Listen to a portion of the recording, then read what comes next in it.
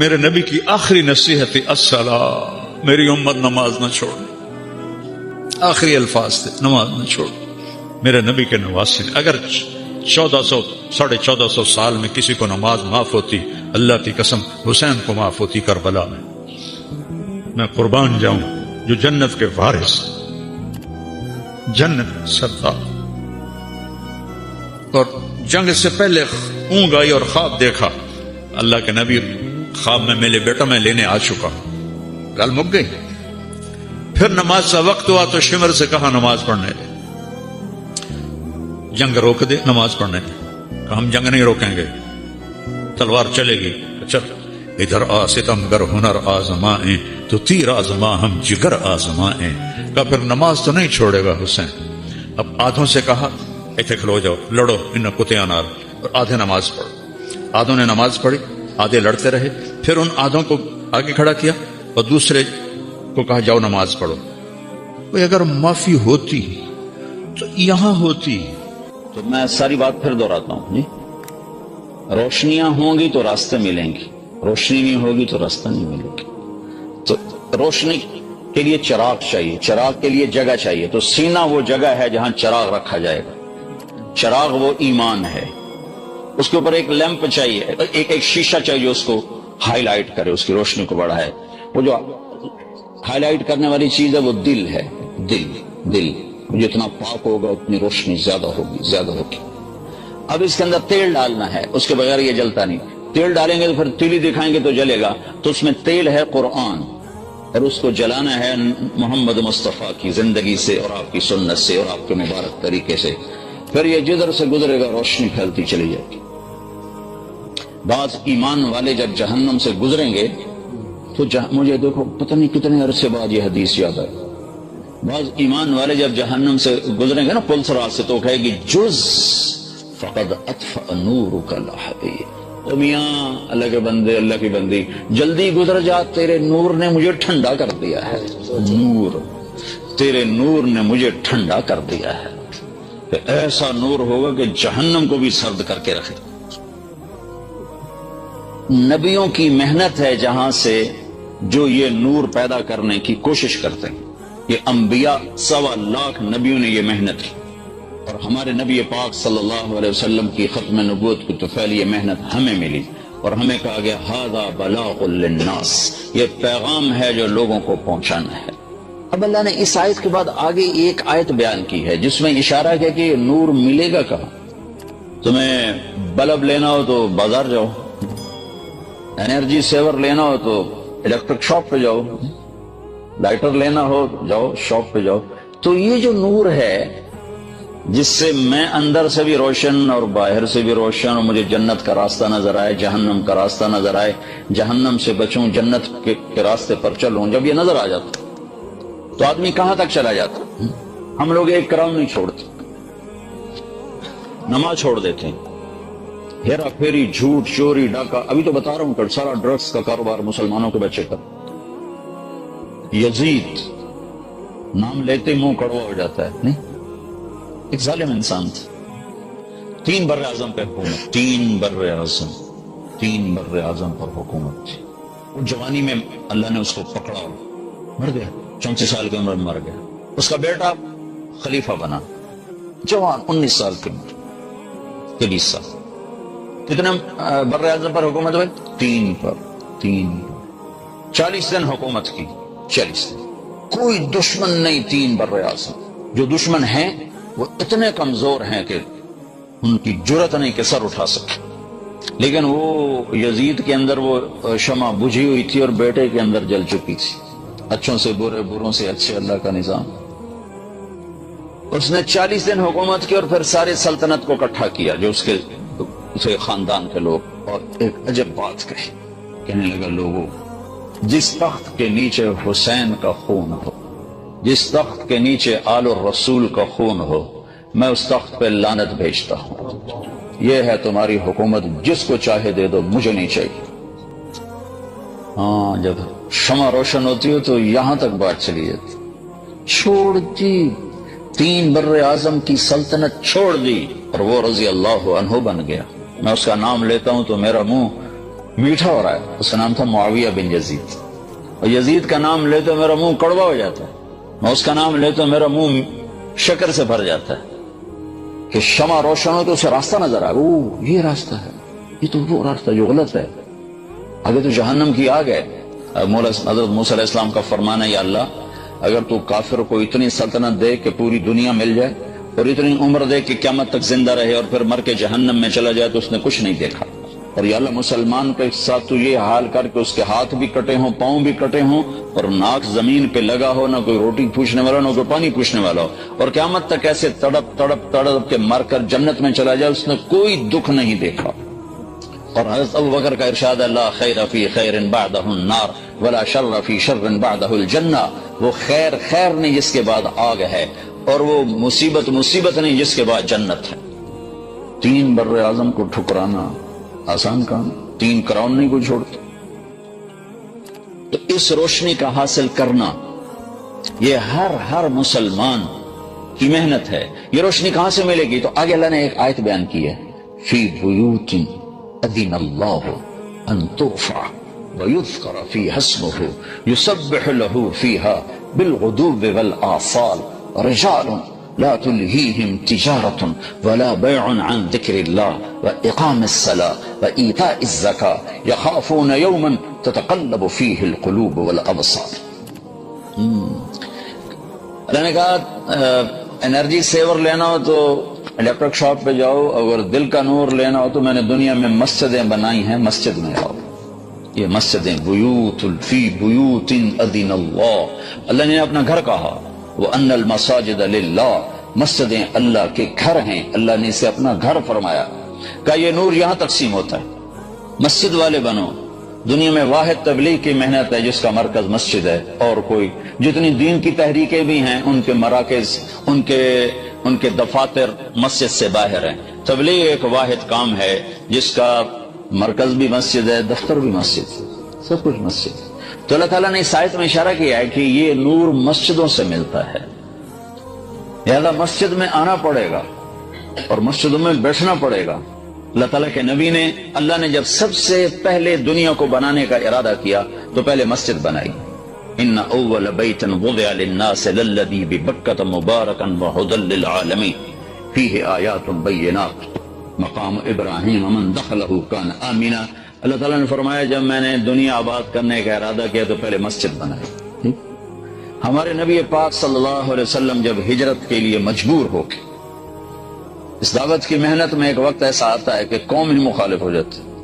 میں ایک جگہ بیان کرنے جا رہا تھا, میرا کزن میرے ساتھ بیٹھا تھا, میں اس کو ساتھ لے گیا, تو آگے مجمع تھا بہت زیادہ. پاکستان میں تو ماشاءاللہ بڑے بڑے مجمع اکٹھے ہوتے. تو واپسی پر میں نے بڑی حسرت سے کہا, میں کہ دکھ یار, پرائے کتنے شوق سے سنتے ہیں اور اپنوں کا حال یہ ہے کہ آ کے حال بھی نہیں پوچھتے.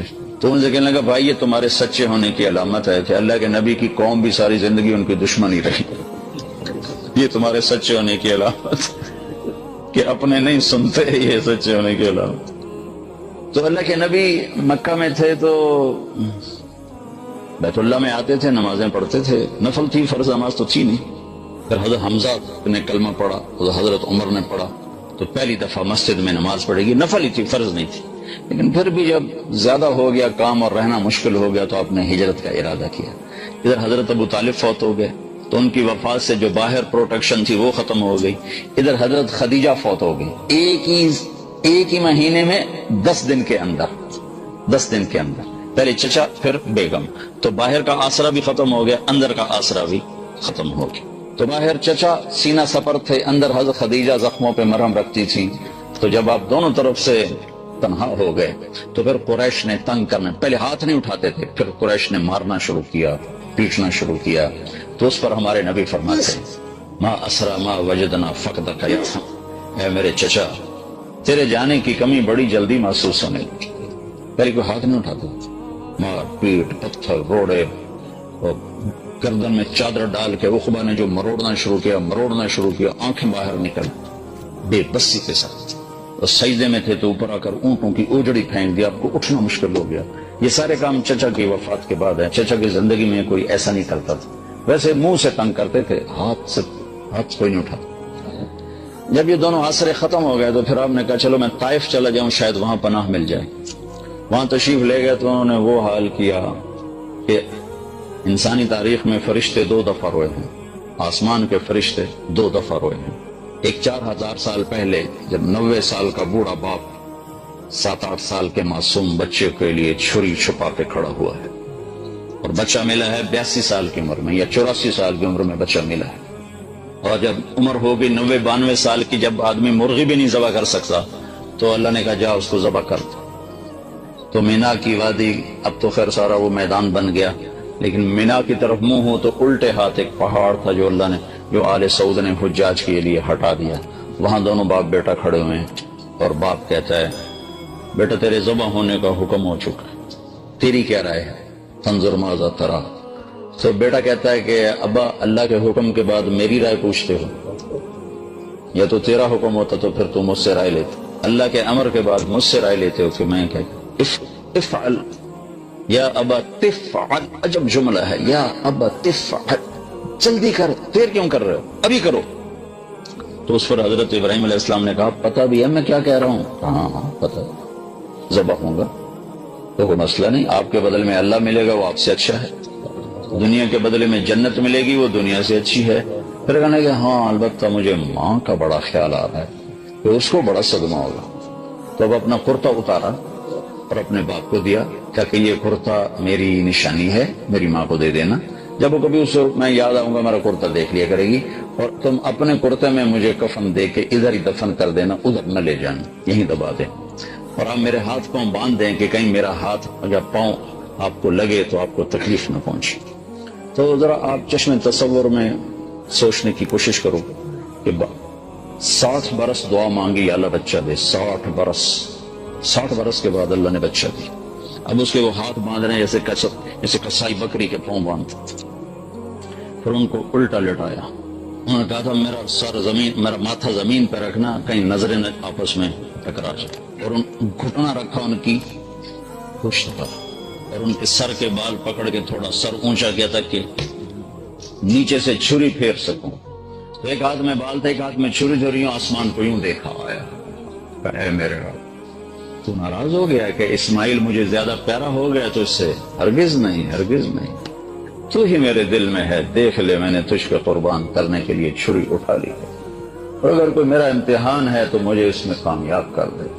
اس بول پر 7 آسمان کے فرشتوں میں چیخ و پکار ہو گئی کہ انہیں تو نہیں خبر نہیں کہا کہ کیا ہونے والا۔ اور ایک اس کے 4000 سال کے بعد جب 3 میر اللہ کے نبی کو پتھر پڑے، اور آپ گرتے تھے اٹھتے تھے، گرتے تھے اٹھتے تھے، گرتے تھے اٹھتے تھے، تو ایک اس پر 7 آسمان کے فرشتے ہوئے۔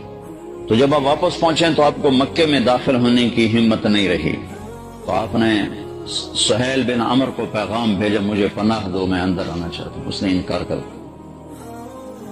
پھر آپ نے اخنس بن شریک کو پیغام دیا کہ مجھے پناہ دو، میں اندر آنا چاہتا ہوں۔ اس نے انکار کر دیا، ان کو نہیں۔ پھر آپ نے متم بن عدی کو پیغام بھیجا کہ میں اندر آنا چاہتا ہوں، مجھے پناہ دو۔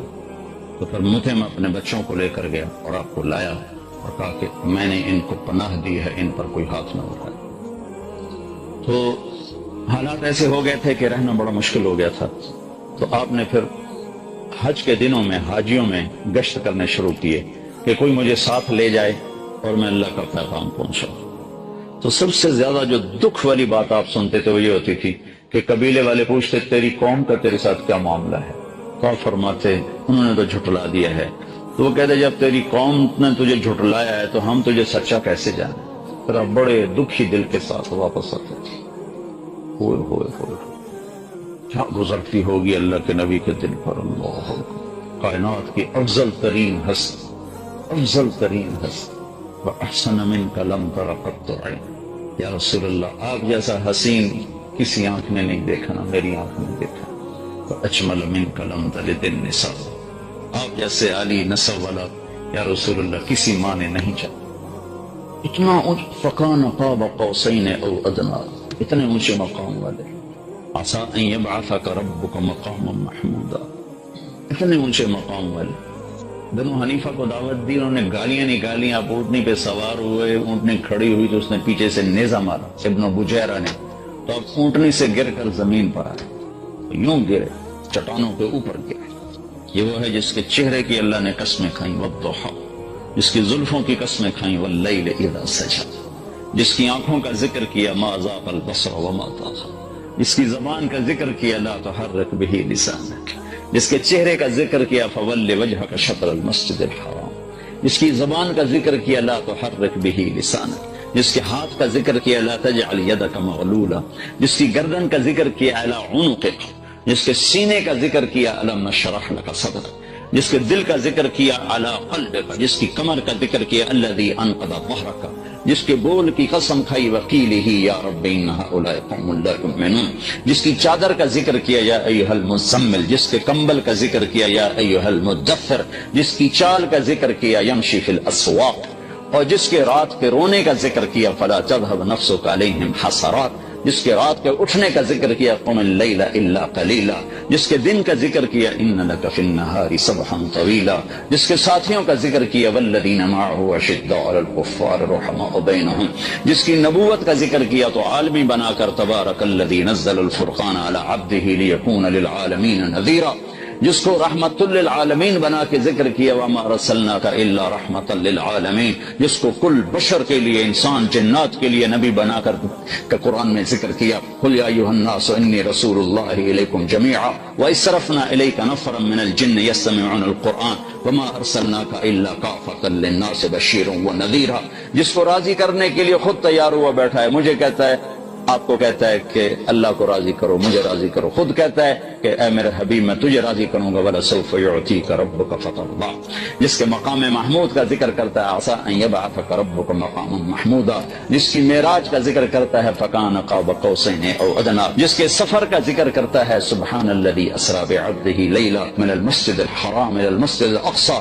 جس کے قرآن کی قسم کھاتا ہے، یاسین والقرآن المجید، جس کی رسالت پر قسم کھاتا ہے، یاسین والقرآن المجید انک لمن المرسلین علی صراط مستقیم، جس کے اخلاق کی قسم کھاتا ہے، وہ کہتا نون والقلم وما یسطرون ما انت بنعمت ربک بمجنون وان لک لاجرا غیر ممنون وانک لعلی خلق عظیم وانک لعلی خلق عظیم۔ اے میرے حبیب، آپ کے اخلاق بڑے بلند ہیں، بڑے عالی ہیں۔ پورا قرآن میرے نبی کو ایسے ذکر کرتا ہے، ایک جگہ جگہ جگہ جگہ جگہ جگہ کسی چیز کو پھیلایا جائے، پھر اکٹھا کر کے اس کا وجود بنایا جائے، ایسے میرے رب نے اپنے حبیب کو پورے قرآن میں یوں ذکر کیا ذکر کیا ذکر کیا ذکر کیا، پھر اس کا وجود بنایا، پھر کہا لعمرک، مجھے تیرے اس پیارے وجود کی قسم، مجھے تیری جان کی قسم، تیری جان کی قسم، تو نسب میں عالی، تو حسب میں عالی، تو شکل میں عالی، تو حسن میں عالی، تو مقام میں عالی، تیرا نظیر نہیں، تیرا کوئی بدل نہیں، تیرا کوئی مثل نہیں، تیری کوئی مثال نہیں، تیرا کوئی شبیہ نہیں، تیرے جیسا رحم کسی کے پاس نہیں،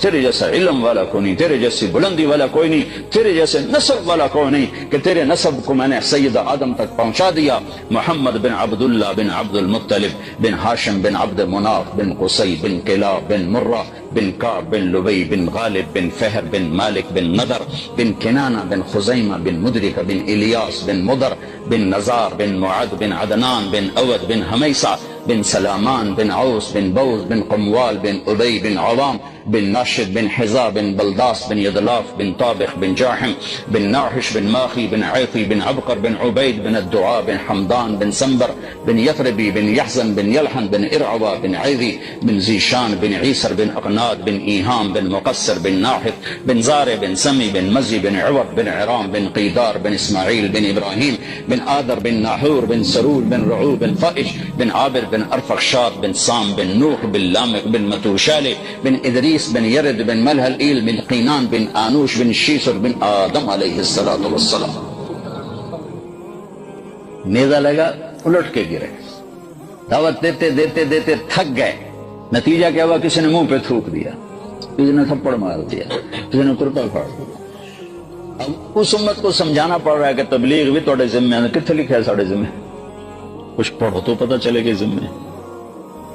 تو آپ تھک گئے تو اللہ کی مدد آئی، نبوت کا یہ 11واں سال تھا، آپ تھکے ہوئے رات کو مینا میں گشت کر رہے تھے، تو آپ کو کچھ نوجوان ملے، آپ نے کہا بھائی کہاں گئے ہو؟ کہا جی ہم یثرب کے ہیں۔ کہا میری بات سنو گے، میں اللہ کا نبی ہوں۔ اچھا اب مدینے والے یہودیوں سے سن رہے تھے کہ ایک نبی آنے والا ہے، تو ان کے کانوں میں آواز پڑی تھی، کہنے لگا اچھا کیا ہے تیرے پاس؟ تو آپ نے پڑھا وَإِذْ قَالَ إِبْرَاهِيمُ رَبِّ اجْعَلْ هَٰذَا الْبَلَدَ آمِنًا وَاجْنُبْنِي وَبَنِيَّ أَن نَّعْبُدَ الْأَصْنَامَ رَبِّ إِنَّهُنَّ أَضْلَلْنَ كَثِيرًا مِّنَ النَّاسِ وَمَن تَبِعَنِي فَإِنَّهُ مِنِّي وَمَن عَصَانِي فَإِنَّكَ غَفُورٌ رَّحِيمٌ سے لے کر سورہ ابراہیم کے آخر تک۔ تو کہنے لگے ارے یہ انسانی کلام نہیں، یہ تو لگتا ہے وہی نبی ہے جو آنے والا ہے، چلو یہودیوں سے پہلے کلمہ پڑھیں۔ تو انہوں نے کلمہ پڑھ لیا۔ یہ کون تھے؟ ابو الہیثم بن تیہان، عبداللہ بن رواحہ، عبادہ بن صامت، اسد بن زرارہ، نعمان بن حارثہ، سعد بن الربیع۔ ان 6 کے نصیب کھلے کہ انہوں نے کلمہ پڑھا، اور آپ اتنا خوش ہوئے کہ جس کی کوئی حد نہیں۔ وہ کہنے لگے یا رسول اللہ ہم آپ پر ایمان لائے، ہم اگلے سال آئیں گے۔ تو اگلے سال اب پورا سال آپ نے انتظار کیا، اگلے سال 12 آئے، 5 یہ، ان میں سے ایک نہیں آئے، 7 اور۔ پھر ہم نے باقاعدہ بیعت کی، پھر انہوں نے کہا ہم اگلے سال آئیں گے، پھر اگلے سال 72 آئے، 72۔ 2 عورتیں، ام منیع، ام عمارہ، اور باقی 70 نوجوان۔ نبیوں کے کام کی نشانی ہے کہ اس میں نوجوان زیادہ ہوتے ہیں، چونکہ وہ نرم شاخ کی طرح ہوتے ہیں، جدھر موڑو مڑ جاتے ہیں۔ روم کے بادشاہ نے ابو سفیان سے پوچھا تھا اس نبی کے ماننے والے بوڑھے ہیں یا جوان کا؟ جوان کا۔ یہ بھی نبیوں کی نشانی ہے کہ جوان ہی مانتے ہیں، جلدی مڑ جاتے ہیں۔ 72 آدمیوں نے بیعت کی۔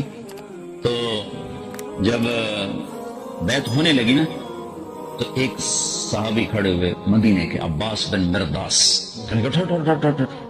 پھر ہوئے کیوں؟ سوچ لو اگر ان کو لے جاؤ گے اب اپنے شہر، تمہاری عورتیں بیوہ ہوں گی، تمہارے بچے یتیم ہوں گے، اور پورا عرب تم پہ حملہ آور ہوگا۔ اگر اس کو کل چھوڑنا ہے تو آج چھوڑ دو، لے جانا ہے تو پھر مرد بڑے ہیں جو پھر چھڑنا جائے گا۔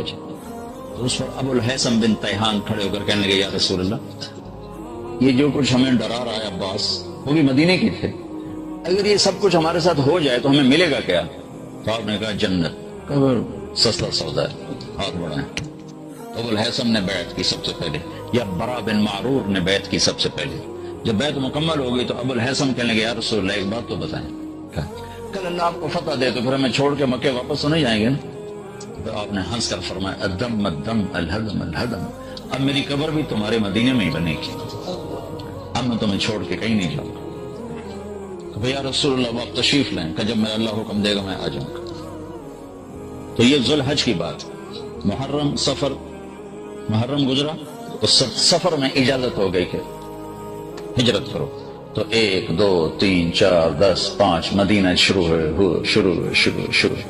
27 سفر شب جمعہ، جیسے آج شب جمعہ، 27 سفر آپ ابو بکر کے گھر گئے، چلو بھائی اللہ کا حکم آ گیا ہے، میں کٹ کر رہا ہوں، مختصر کر رہا ہوں، پورا قصہ نہیں سنا رہا ہوں۔ تو ابو بکر نے کہا جی میں نے ایک غار تلاش کیا، پہلے وہاں چل کے چھپیں گے پھر آگے چلیں گے۔ تو غار سور یمن کی طرف تھا اور مدینے کا راستہ بالکل اپوزٹ تھا۔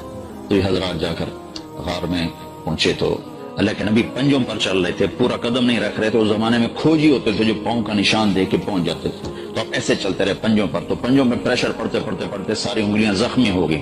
جب پہاڑ پہ چڑھنے کا وقت ہے تو اب چڑھ نہیں سکی۔ ابوبکر ویسے دبلے پتلے تھے لیکن آپ نے اللہ کے نبی کو کمر پہ بٹھایا اور پورا پہاڑ جا کے اوپر چڑھ، پھر آپ کو باہر بٹھایا، خود اندر گیا، سارا غار صاف کیا، پتھروں سے سوراخ بند کیے، پھر سوراخ باقی تھے اپنی پگڑی کو اتار کے پھاڑ کے سوراخ بند کیے، پھر سوراخ باقی تھے تو کرتا اتار کے پھاڑ کے سوراخ بند کیے، پھر ایک سوراخ باقی رہ گیا جس میں سانپ تھا، اس کے اوپر اپنے ایڑی رکھ دی کہ یا رسول اللہ اندر آئے۔ جب آپ اندر آئے تو اندھیرے میں آپ کو پتہ نہیں چلا، تھوڑی سی روشنی ہوئی تو آپ نے دیکھا ابوبکر یہ کرتا یہ پگڑی کدھر گئے؟ کہ یا رسول اللہ یہ سوراخ تو مجھے ڈر لگا کوئی چیز نقصان نہ پہنچائے۔ تو ایک دم آپ کی آنکھوں میں آنسو آ گئے اور آپ نے کہا یا اللہ میں ابوبکر سے راضی ہوں، تو بھی اس سے راضی ہو جا اور اسے جنت میں میرا ساتھی بنا دے۔ تو اس کے ساتھ ہی جبریل آ گئے کہ اللہ تعالیٰ فرما رہے ہیں کہ یا رسول اللہ آپ کے ساتھی سے راضی ہو گئے اور جنت میں ساتھ دے دیا۔ 27 کی رات، 28 کی رات، 29 کی رات، 3 راتیں 2 دن، 28 29 آپ رہے۔ یکم کو آپ وہاں سے نکلے اور 8 ربیع الاول کو آپ مدینہ کی بستی قباء میں پہنچے۔ تو روزانہ مدینہ والے آتے تھے اور آپ کا انتظار کر کے چلے جاتے تھے۔ تو 8 تاریخ کو مدینہ اور قباء کے درمیان ایک قبیلہ ہے جس کو بنو قینقاع کہتے ہیں، وہ آباد تھا۔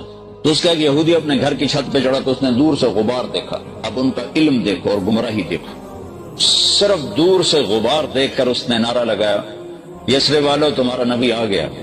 خود کلمہ نہیں پڑا. علم اتنا تھا کہ صرف غبار دیکھے گا وہی ہے. لوگ بھاگے. اتنے میں اللہ کے نبی پہنچ چکے تھے اور ابوبکر ان کو ایک چٹان کے نیچے بٹھا چکے تھے اور خود کھڑے تھے. اور ابوبکر کی داڑھی تھی کالی سفید اور اللہ کے نبی کی داڑھی تھی سیاہ کالی. دنیا سے جاتے وقت آپ کی داڑھی اور سر میں 14 سفید بال تھے ٹوٹل. تو لوگوں نے سمجھا کہ یہ جو جوان ہے نا یہ ابوبکر ہے اور یہ جو چٹے والوں والا یہ اللہ کا نبی. تو سب نے ادھر مسافر شروع کر دی. ابوبکر نے نہیں بتایا. یہ حکمت مجھ سے پوچھو جب میرے اوپر ہار کرتے ہیں مسافر کرنے والے.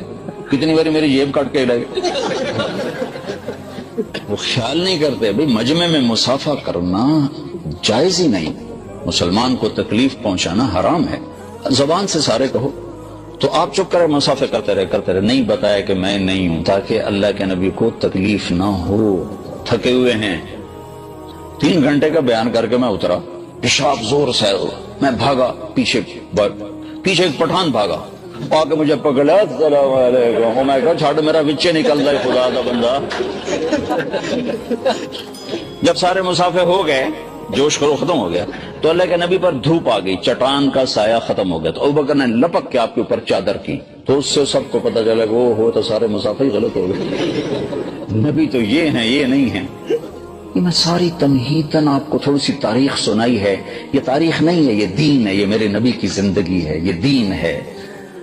آپ نے قباء میں سب سے پہلے مسجد بنائی. 2 ہفتے ٹھہرنے کا کوئی جواز نہیں تھا. 2 ہفتے کیوں ٹھہرے؟ مسجد مکمل کی. جب مسجد مکمل ہو گئی پھر آپ مدینے چلے. اور یہ 22 ربیع الاول تھی. 500 نوجوان شاہ سوار نیزوں تلواروں کے ساتھ انہوں نے اونٹنی کو گھیرے میں لے لیا اور اب چلے مدینے کی طرف. راستے میں بنو سالم کا محلہ آیا. وہاں جمعے کی نماز کا وقت ہوا تو آپ نے پہلی جمعے کی نماز وہاں پڑھی. اس نماز میں عبداللہ بن سلام یہودی عالم آئے اور آپ کا خطبہ سن کے کلمہ پڑھ گئے. افشوا السلام واطعموا الطعام وصلوا الارحام وصلوا باللیل والناس النیام تدخلوا الجنة بالسلام. الفاظ سے کہ جادو. کہنے لگے ایسا خوبصورت کلام نبی ہی کہہ سکتا اور کوئی نہیں کہہ سکتا. مضمون کیا ہے؟ سلام پھیلاؤ, کھانے کھلاؤ, رشتہ داروں سے اچھا سلوک کرو چاہے وہ برا ہی کریں. یہ مت کہو جڑا سلام کرے گا کریں گے جڑا نہیں کرے گا نہیں کریں گے. یہ مت کہو. اور اس وقت نماز پڑھو جب لوگ سوئے ہوئے ہوں تو سیدھے جنت میں چلے جاؤ. جمعہ پڑھا پھر مدینے کو چلے تو اب سامنے ایک چھوٹا سا وہ گھاٹی تھی. اس گھاٹی کو پار کر کے نیچے مدینہ آتا تھا. تو گھاٹی کے اوپر چڑھے تو پہلے اونٹنی کا چہرہ نظر آیا, پیچھے اللہ کے نبی کا چہرہ نظر آیا. تو مدینے کے جتنے بچے بچیاں تھے وہ مدینے سے باہر آ کر آپ کو دیکھنے کے لیے جمع تھے. اور جو مدینے کی عورتیں تھیں وہ ساری چھتوں پر تھیں اور مرد آپ کے ساتھ تھے. عورتیں چھتوں پر, مرد ساتھ اور بچے سامنے گراؤنڈ میں. تو ہم اپنے بچوں کو کوئی پوئم سکھاتے ہیں کہ وہ فلاں سر آ رہے ہیں تو آپ نے یہ پوئم پڑھنی ہے, یہ نظم پڑھنی ہے, یہ نعت. پھر ہم کو یاد دلاتے, ان کو یاد کراتے ہیں, یاد کر لیتے ہیں.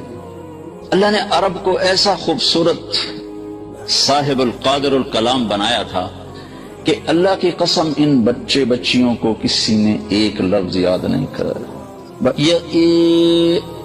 یوں میرے محبوب کا چہرہ سامنے آیا ہے اور ایک دم کا طلع البدر علینا من ثنیات الوداع. وہ 14ویں کا چاند چڑھ آیا گھاٹی سے. وجب الشکر علینا ما دعا للہ دعا. ہم پر اللہ کا شکر واجب ہو گیا. ایھا المبعوث فینا جیت بالامر المطاع. یا رسول اللہ یہ مکہ نہیں ہے, یہاں ہر آدمی آپ کی ماننے والا ہوگا. بچہ بچہ, بچی بچی, مرد مرد, عورت عورت آپ کے سامنے سر جھکانے والا ہوگا. جیت شرفت المدینہ مرحبا بک یا خیر داع. آپ نے آج مدینے کو روشن کر دیا, ہم آپ کا استقبال کرتی ہیں. وہ بچی چھوٹی چھوٹی. تو میرے نبی نے جو لفظ سنا نا مدینہ, میں نے کسی کتاب میں نہیں پڑھا لیکن مجھے خیال آتا ہے کہ مدینے کا نام تھا یثرب. یثرب کہتے ہیں غم کو. تو آپ ہمیشہ غلط معنی والے لفظ بدل دیتے تھے. تو آپ نے ان بچیوں سے سنا مدینہ تو شاید اسی سے لے کر آپ نے یثرب مٹا کے نام مدینہ رکھ دیا. اب آگے سردار کھڑے ہوئے, بنو سالم یا رسول اللہ ہمارے پاس، بنی عوف ابن مالک یا رسول اللہ ہمارے پاس، بنو اشجع یا رسول اللہ ہمارے پاس، بنو بیاض یا رسول اللہ ہمارے پاس، بنو عبد الاشل یا رسول اللہ ہمارے پاس، بنو نجار یا رسول اللہ ہمارے پاس، بنو سلیم یا رسول اللہ ہمارے پاس، سب کے سردار کھڑے ہوئے ہیں۔ اور آپ نے اونٹنی کی رسی چھوڑ دی، آپ کے جی میں تھا نان کے ٹھہروں بنو نجار، آپ کے دادا کی ماں بنو نجار سے تھی، لیکن منہ سے کہتے ہوئے آپ شرماتے تھے کہ دوسروں کو پھر تکلیف ہوگی، کہیں گے وہ جو سامنے چھڑ رہے تھے ادھر چلے گئے۔ صاحب نے کہا دعوها فإنها مأمورہ، اس اونٹنی کو چھوڑ دو، اس کو اللہ کا امر ہے، جہاں ہوگا وہاں بیٹھ جائے گی۔ تو پہلے جا کر سیدھی ایک کھلے میدان میں بیٹھی، تو آپ نے کہا یہ ہماری مسجد ہے، وہاں مسجد کی بنیاد رکھی۔ وہ یتیموں کی زمین تھی، انہوں نے ہدیہ کرنا چاہے کہ نہیں تم یتیم نابالغ ہو، تمہارا ہدیہ قبول نہیں، تمہیں پیسے دیے جائیں گے۔ پھر اونٹنی کھڑی ہوئی، اب سب کے دل تھک تھک تھک تھک، اور اونٹنی ایسے دیکھ رہی ہے، اور سب کے دل اچھل کے آ رہے اچھل۔ پھر اس نے بنو نجار کے محلے کی طرف چلنا شروع کر دیا، اور جا کے ابو ایوب کے گھر کے آگے بیٹھ گئے۔ تو آپ کے اندر کی تمنا پوری ہوئی، پھر آپ نے گھر سے پہلے مسجد بنائی۔ آج میرا سارا مضمون مسجد کے گرد گھوما ہے، اور میں نے سارے اسکینڈینیویا میں اس بات کو دہرایا ہے کہ اب لوگوں کے ہاں مسجدیں کوئی نہیں، اس کو مسجد نہیں کہتے، یہ تو مرغی خانہ ہے۔ تمہارے یہاں کوئی ایسی مسجد نہیں جہاں چند ہزار لوگ بیٹھ کے اللہ کی بات سن سکے۔ میرے نبی نے سب سے پہلے مسجد بنائی، پھر اپنے گھر بنائے، اور مسجد بڑی بنائی، آپ بڑی بنائی۔ 9 سال مسجد میں چراغ نہیں تھا تو کیا جلاتے تھے؟ اندھیرا۔ تو یہ جو کھجور ہوتی ہے نا، یہاں تو کھجور ہوتی نہیں، کھجور کی ایک ٹیڑھی ٹہنی ہوتی ہے جس کے اوپر کھجوریں لگتی ہیں ایسے کر کے، وہ کاٹ کے لاتے تھے، اس میں ریشے ہوتے ہیں، اس کو جلاتے تھے، تو تھوڑا تھوڑا جلتی رہتی تھی، وہ بجھتی رہتی تھی، جلتی رہتی، اس سے روشنی ہوتی تھی۔ تو کوئی ایسی روشنی ہوتی تھی جو خوبصورت نظر آئے۔ ایک صحابی یہاں تمیم داری، یہ ملک شام گئے تھے تو انہوں نے وہاں دیکھی لالٹین، یہ لیمپ جو میں نے بتایا، تو وہاں سے لیمپ لے کر آئے، تو انہوں نے آ کر مسجد میں جلا دیا۔ مغرب کی نماز میں اللہ کے نبی آئے تو آپ نے کہا کہ میری مسجد کو کس نے روشن کیا ہے؟ اگر آج میری بیٹی ہوتی میں اس کے نکاح میں دے دیتا۔ تو نوفل بن حارث آپ کے تایا کے بیٹے کہنے یا رسول اللہ میری بیٹی بھی تو آپ کے، میں نکاح میں دیتا ہوں۔ مسجد میں چراغ جلانے پر اہل بیت سے رشتہ ہوگا۔ تو بھائیو، ایک تو آپ کو ضرورت ہے کہ مجھے ضرورت ہے کہ میرے اندر یہ ایمان کی شمع روشن ہو، اس کے لیے مسجد ہے۔ دوسرا، آپ کی نسلوں کو ضرورت ہے۔ اب آپ لوگ پاکستان کے نہیں ہو، ناروے کے ہو، انڈیا کے نہیں ہو، بنگلہ دیش کے نہیں ہو، افغانستان کے نہیں ہو، صومال کے نہیں ہو، ناروے کے ہو۔ تمہارے آئی تھی آج سے 50 سال پہلے نسل کے، جی 2-4 سال لگائیں گے پھر پیسے بنا کے پاکستان واپس چلے جائیں گے، نہیں، واپس کو نہیں آ سکتے۔ ایک پٹھان تھا، اس نے خرگوش پالا ہوا تھا، وہ خرگوش گم ہو گیا، تو لوگوں نے کہا خان صاحب بڑا افسوس ہے آپ کا خرگوش گم ہو گیا۔ انہوں نے کہا بھائی کوئی افسوس کا بات نہیں ہے، ہم نے اس کو نسوار لگایا ہوا ہے، جب نشہ ٹوٹے گا ہمارے پاس آئے گا۔ تمہیں ناروے کی نسوار لگی ہے، تم پاکستان جا سکتے ہو واپس؟ لوڈ شیڈنگ میں تمہارے بچے رہ سکتے ہیں، دھماکوں میں رہ سکتے ہیں۔ لہذا یہاں اپنے اندر نور ایمان پیدا کرنے کے لیے اور ان نسلوں کو یہ نورانی سامان مہیا کرنے کے لیے مسجدیں بناؤ۔ پاکستان سے لوگ آتے ہیں، تم سے چندے لے کے چلے جاتے ہیں، لاکھوں کراؤن لے کے ہم تو جا کر اپنے کوٹھیاں بنا لیں، 90-95% جا کر ان پیسوں کو غلط استعمال کرتے ہیں۔ کبھی کوئی پیر صاحب آ جاتے ہیں، کبھی کوئی شیخ صاحب آ جاتے ہیں، کوئی مولانا صاحب آ جاتے ہیں، وہ اپنے پیسے کھڑے کر کے تمہیں جنت کا سرٹیفکیٹ دے کے جاتے ہیں اور آگے جا کر جو مرضی کریں۔ میں جب گورنمنٹ کالج پڑھتا تھا تو ہمارا دوست تھا ہمارے ساتھ، وہ ایک گدی نشین تھا کا بیٹا تھا، فراڈیا نمبر 1۔ ہمارے پیسے ختم ہوتے تو ہم اپنے باپ کو لکھتے کہ ابا جی پیسے کر لو، اس کے پیسے ختم ہوتے تو کم وقت مریدوں کا چکر لگا گیا تو اور پیسے اکٹھے کر کے پی سی ہوٹل بیٹھے پتہ نہیں کی کر دے ان جیسے۔ تو یہاں فنڈنگ کرو اور اللہ کے لیے مسجدیں بناؤ، پھر تم پاکستانی لڑنا بھی شروع کرتے ہو، میں صدر بننا ہے، میں سیکٹری بننا ہے۔ وہ جراثیم یہاں لے کر آئے ہو لڑائی جھگڑے والے۔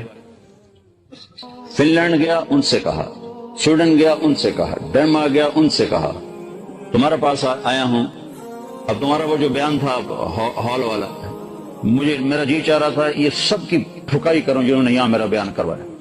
تو گھوں گھوں گھوں ہو رہی ہے، نہ کو مجھے پتا چل رہا ہے کہ میں کیا کہہ رہا ہوں، نہ سننے والوں کو پتا چل رہا ہے کہ مولوی صاحب کیا کہہ رہے ہیں۔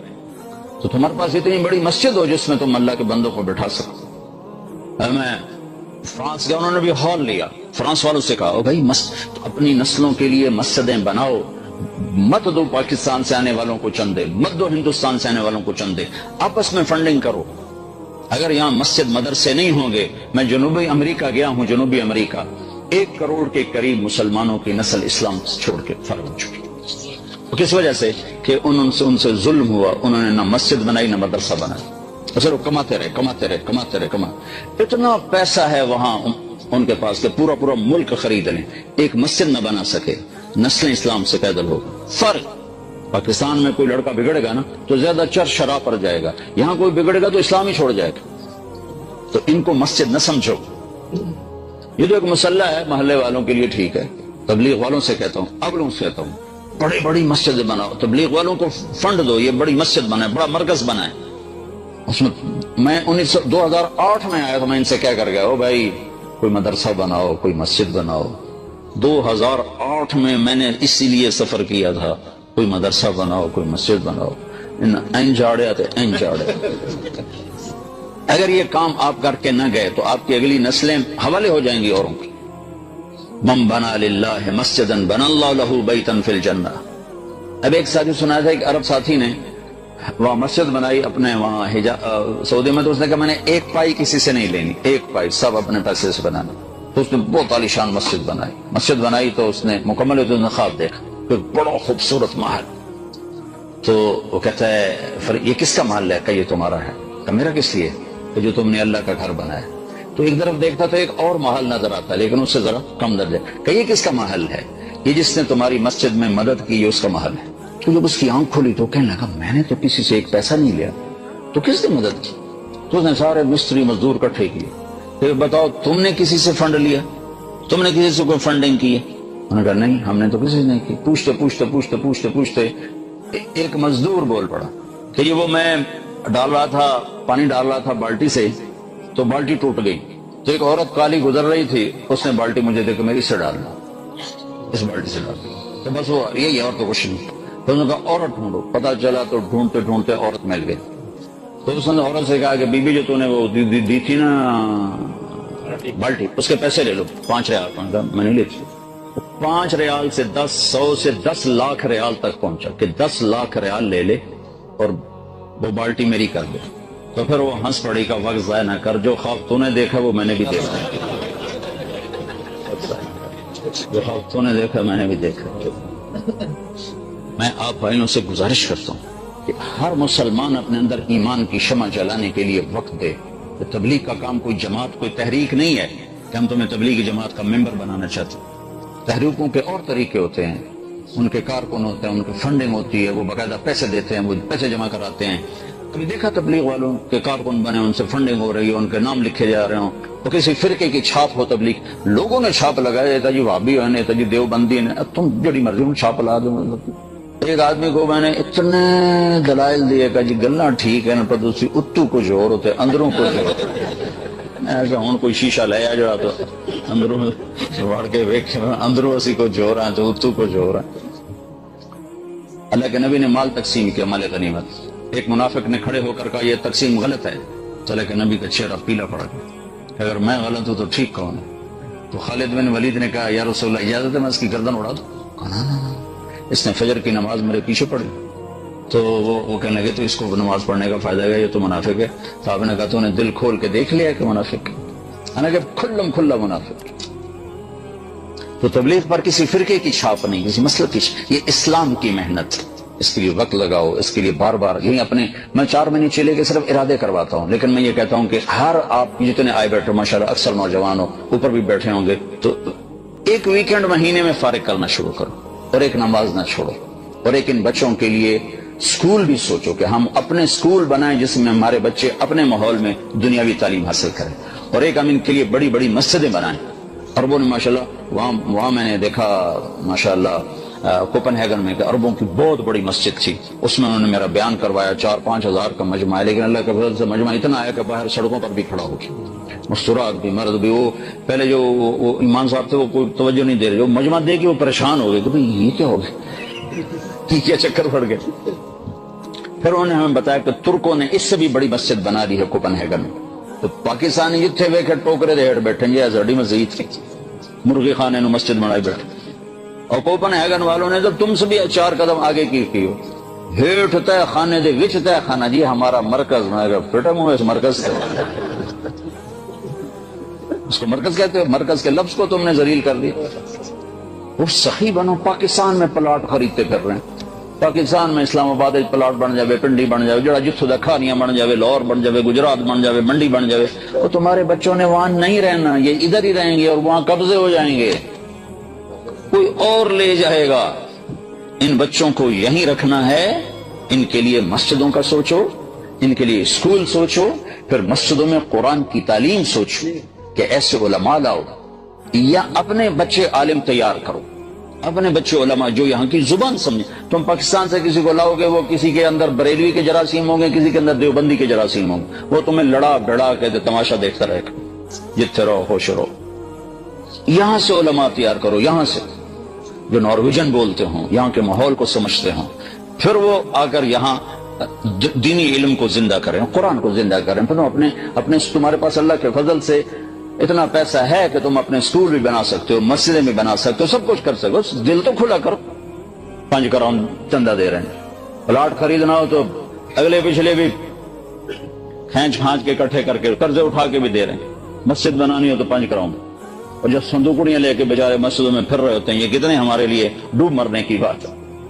تو بھائیو میں بہت اہم بات کہہ رہا ہوں, بہت اہم بات کہہ رہا ہوں کہ اگر مسجدیں نہیں ہوں گی, بڑی بڑی مسجدیں نہیں ہوں گی, تو ہماری نسل ضائع ہو جائے گی.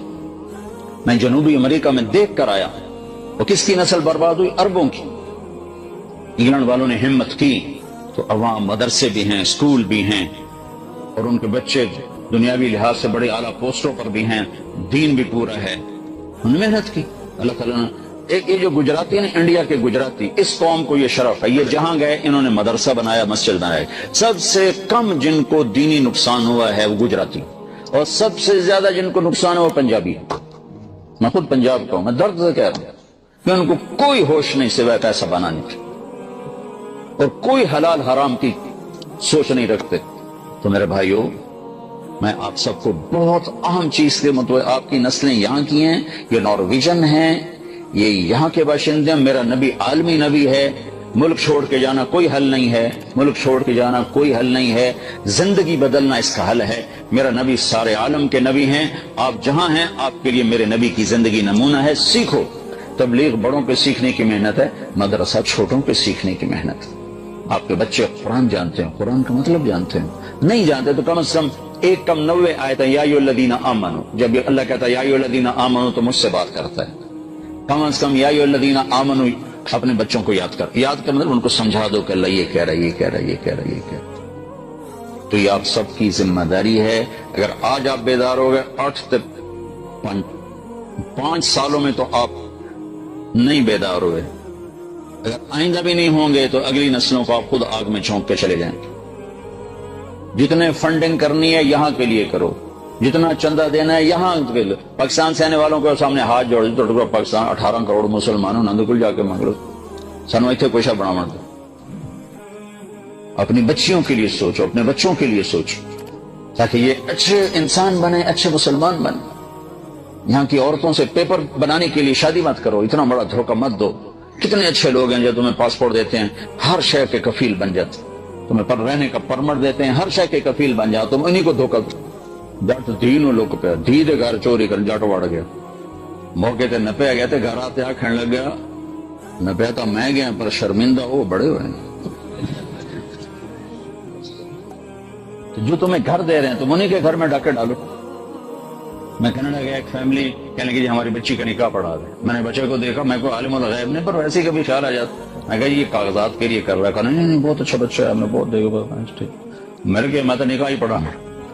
4-5 سال میں امی وہ لے گیا, کاغذ ملتے ہی وہ بھاگ گیا, ہماری بچی کو چھوڑ کے چلا گیا. ہر ملک میں یہ ہمارے مسلمان یہ ظلم کر رہے.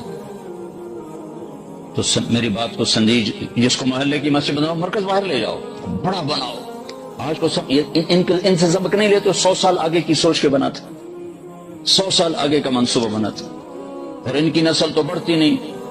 فی آدمی مجھے کوئی بتا رہا تھا کہ 1.5 بچہ بنتا ہے. فی آدمی اگر اس کو تقسیم 1.5 بچہ فی آدمی. میں اللہ دیوان 3.5 فی کٹ ہوتا تھا بن جیسے. साढ़ा तक मीटर चलना ही जब तक अल्लाह ना मुकावे। अभी फ्रांस में एक साथी को मैंने फोन किया, मैं कहा क्या हाल है? कहने लगे जिस घर में 10 बच्चों उसका क्या हाल होगा।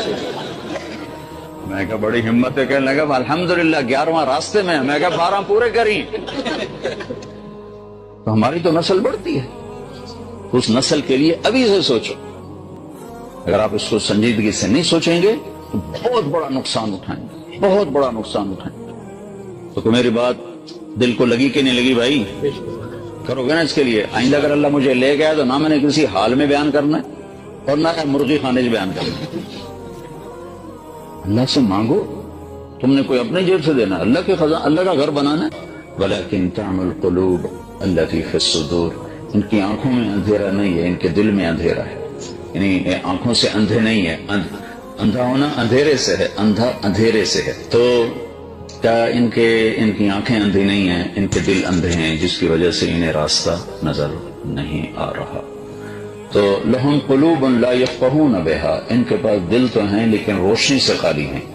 जब दिल रोशनी से खाली होगा तो फिर वो समझेगा क्या, देखेगा क्या, सुनेगा क्या? इसलिए अल्लाह ताला ने जो गुमराही में भटकते हैं उनकी एक मिसाल दी है। औ कज़ुलुमातिन फी बहरिन लुज्ज यग़शाहु मौज मिन फ़ौक़िही मौज मिन फ़ौक़िही सहाब ज़ुलुमातुन बअदुहा फ़ौक़ बअद इज़ा अख़रज यदहु लम यकद यराहा वमन लम यजअलिल्लाहु लहू नूरन फ़मा लहू मिन नूर। ये अल्लाह ताला ने बड़ी खूबसूरत मिसाल दी है कुरान कि अगर सारी लाइट्स बुझा दी जाएं और सूरज भी डूब जाए और बिल्कुल धूप अंधेरा हो तो तुम्हें रास्ता कोई नजर आएगा? तो अल्लाह ताला ने समंदर में हमें पहुंचाया कि जब दिलों पे अंधेरा छाता है तो वो इतना नहीं होता जितना जो दिलों पे अंधेरा छाता है। उसकी मिसाल अल्लाह ताला ने गली के अंधेरे से नहीं दी, कहीं ना कहीं से कोई दिया सलाई भी जल पड़ती है। अल्लाह ताला ने उठा के समंदर में ले गया, समंदर तुम्हारे चारों तरफ है। तो अल्लाह ताला फरमाता है तुम तसव्वुर करो, तुम्हारी कश्ती अंधेरी रात में है, फी बहरिन लुज्ज, और समंदर में मौजें हैं। तो अंधेरे की वजह से पानी भी काला हो गया। यग़शाहु मौज मिन फ़ौक़िही मौज, फिर मौज के ऊपर मौज उठती है, उसे और अंधेरे में कर देती।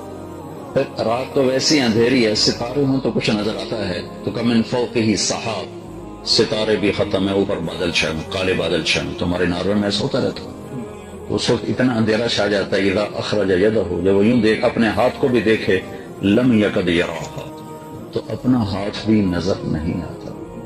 तो जब ऐसा अंधेरा हो तो कश्तियों को रास्ता कहां से मिलेगा?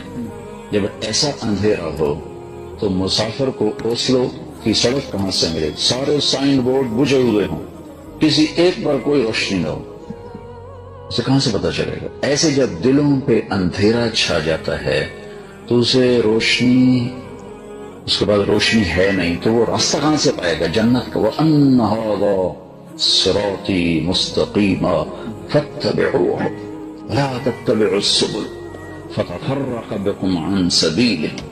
अल्लाह कितने वाज़ेह कह रहा है, वो ये मेरा रास्ता है, एक ही वो सीधा अल्लाह तक पहुंचाता। हाज़ा सिरातुन अलैया मुस्तक़ीम, ये एक ही सीधा रास्ता, बिल्कुल मोटरवे। इसमें तो मोड़ आते हैं ना, उसमें मोड़ ही कोई नहीं।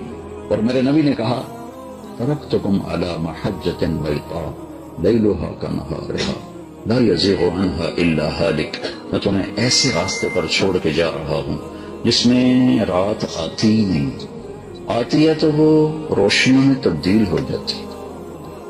तो इन अंधेरों से निकलने का रास्ता क्या है? क्योंकि जब तक ये यहां अंधेरा है, कल्ला बल रान अला कुलूबिहिम मा कानू यक्सिबून, जब तक यहां अंधेरा है।